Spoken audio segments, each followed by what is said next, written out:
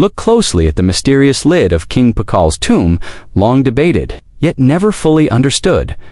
When we trace its central outlines, something extraordinary appears. The design aligns perfectly with the skyline of Machu Picchu.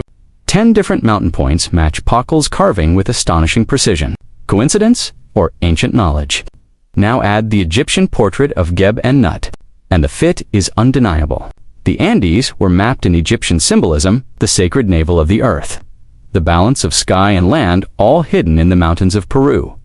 And what about the Eye of Horus? And when placed on Machu Picchu, it reveals 2 exact locations.